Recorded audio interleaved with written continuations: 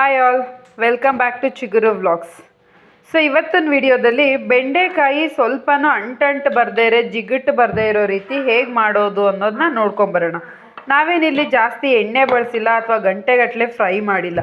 ಕ್ವಿಕ್ಕಾಗಿ ಹೇಗೆ ಇದಕ್ಕೆ ಸೊಲ್ಯೂಷನ್ ಅನ್ನೋದನ್ನ ತಿಳಿಸ್ಕೊಡ್ತೀನಿ. ತುಂಬ ಸಿಂಪಲ್ ರೆಸಿಪಿ, ಜಸ್ಟ್ 15 ಮಿನಿಟ್ಸಲ್ಲಿ ಬೆಂಡೆಕಾಯಿ ಪಲ್ಯ ರೆಡಿ ಆಗುತ್ತೆ. ಚಪಾತಿಗೆ, ದೋಸೆಗೆ ಎಲ್ಲ ಆರಾಮಾಗಿ ತಿನ್ಬೋದು. ಮುದ್ದೆಗೂ ಸೈಡಲ್ಲಿ ನೆಂಚ್ಕೊಳ್ಳೋಕೆ ಆಗುತ್ತೆ ಈ ಪಲ್ಯ.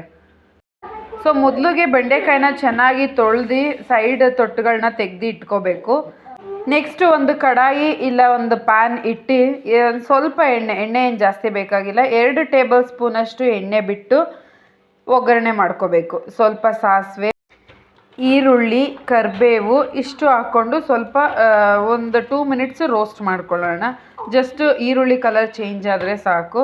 ನಾನಿಲ್ಲಿ ಅರ್ಧ ಈರುಳ್ಳಿ ಒಗ್ಗರಣೆಗೆ ಹಾಕ್ಕೊಂಡಿದ್ದೀನಿ, ಅರ್ಧ ಈರುಳ್ಳಿನ ರುಬ್ಬಕ್ಕೆ ಇಟ್ಕೊಂಡಿದ್ದೀನಿ. ಸೊ ನೆಕ್ಸ್ಟು ಸಣ್ಣದಾಗಿ ಕಟ್ ಮಾಡಿ ಇಟ್ಕೊಂಡಿರೋ ಬೆಂಡೆಕಾಯಿ ಹಾಕಿ ಒಂದು 2 ಮಿನಿಟ್ಸ್ ರೋಸ್ಟ್ ಮಾಡ್ಕೊಳ್ಳೋಣ. ಡೀಪ್ ಫ್ರೈ ಏನು ಬೇಡ, ಜಸ್ಟ್ 2 ಮಿನಿಟ್ಸ್ ಅಷ್ಟು ಎಣ್ಣೆಯಲ್ಲಿ ರೋಸ್ಟ್ ಆದರೆ ಸಾಕು. ಫ್ರೈ ಆಗಬೇಕಾದಾಗೇ ರುಚಿಗೆ ಎಷ್ಟು ಬೇಕೋ ಅಷ್ಟು ಉಪ್ಪು ಹಾಕ್ಕೊಂಡ್ರೆ ಸೊ ಬೆಂಡೆಕಾಯಿಗೂ ಚೆನ್ನಾಗಿ ಉಪ್ಪಿಟ್ಕೊಳ್ಳುತ್ತೆ. ನೆಕ್ಸ್ಟು ಒಂದು ಮಿಕ್ಸಿ ಜಾರ್ಗೆ ನಾನಿಲ್ಲಿ ಮಸಾಲೆ ತುಂಬ ಕಡಿಮೆ ಹಾಕ್ಕೊತಾ ಇದ್ದೀನಿ. ಜಸ್ಟ್ ಹಾಗೆ ರೋಸ್ಟ್ ಬೇಡ, ನಮ್ಮ ಮಗಳು ಸ್ವಲ್ಪ ಡ್ರೈ ಇಷ್ಟಪಡಲ್ಲ ಅಂತ ಲೈಟಾಗಿ ಮಸಾಲೆ ಹಾಕ್ಕೊತಾ ಇದ್ದೀನಿ.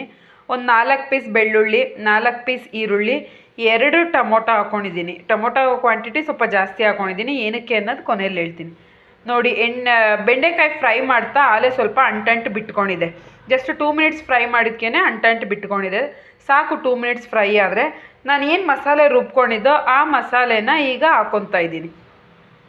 ಸೊ ಗ್ಯಾಸ್ ಸ್ಟವ್ನ ನೀವು ಸ್ವಲ್ಪ ಸಿಮ್ಮಲ್ಲೇ ಇಟ್ಟಿರಿ.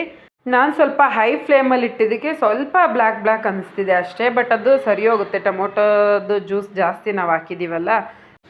ನೋಡಿ, ಇವಾಗ ಟೊಮೊಟೊ ರಸ ಹಾಕಿದಾಗಲೂ ಸ್ವಲ್ಪ ಅಂಟಂಟು ಜಾಸ್ತಿ ಇತ್ತು. ಒಂದು 2 ಮಿನಿಟ್ಸ್ ಸಿಮ್ಮಲ್ಲಿ ಇಟ್ಟು ಬಿಟ್ಬಿಟ್ರೆ ಇವಾಗ ನೋಡಿ ಉದುರುದ್ರಾಗಿರೋ ಬೆಂಡೆಕಾಯಿ ಪಲ್ಯ ರೆಡಿ ಆಗುತ್ತೆ. ನೀವು ಹಾಗೆ ಆದರೂ ಒಗ್ಗರಣೆ ಮಾಡ್ಕೊಂಡು ತಿನ್ಬೋದು, ಇಲ್ಲಾಂದರೆ ಮಸಾಲೆ ಹಾಕ್ಕೊಂಡ್ರೂ ಅಂಟಂಟು ಬರೋಲ್ಲ. ಸೊ ನೋಡಿ, ಒಂದು ಸ್ವಲ್ಪನೂ ಅಂಟಂಟಿಲ್ಲ.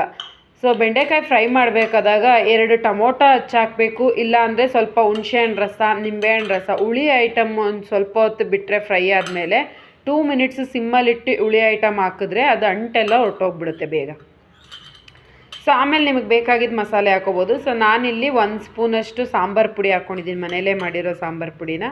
ಸೊ ಸಾಂಬಾರು ಪುಡಿ ಹಾಕಿದ್ಮೇಲೆ ಸ್ವಲ್ಪ ನೀರು ಹಾಕಿ ಒಂದು 2-3 ಮಿನಿಟ್ಸ್ ಚೆನ್ನಾಗಿ ಕುದಿಬೇಕು. ಸಾಂಬಾರು ಪುಡಿದ ಹಸಿ ವಾಸನೆ ಹೋಗಬೇಕಲ್ಲ. ಸೊ ಅಷ್ಟು ಕುದ್ದ ಮೇಲೆ ಬೆಂಡೆಕಾಯಿ ಪಲ್ಯ ರೆಡಿ ಆಗುತ್ತೆ. ಸ್ವಲ್ಪನೂ ಅಂಟಂಟಿರಲ್ಲ, ನೀವೇ ನೋಡ್ತಿದ್ದೀರ ಗೊತ್ತಾಗುತ್ತೆ ಅಂಟಂಟಿಲ್ಲ ಅನ್ನೋದು. ಸೊ ಈ ಟಿಪ್ಸ್ ನಿಮಗೆ ಗೊತ್ತಿತ್ತಾ ಅಂತ ಕಮೆಂಟ್ ಮಾಡಿ. ಸೊ ಇದು ಹೆಲ್ಪ್ ಆದರೆ, ವಿಡಿಯೋ ಯೂಸ್ಫುಲ್ ಅನಿಸಿದ್ರೆ ದಯವಿಟ್ಟು ಸಬ್ಸ್ಕ್ರೈಬ್ ಮಾಡಿ.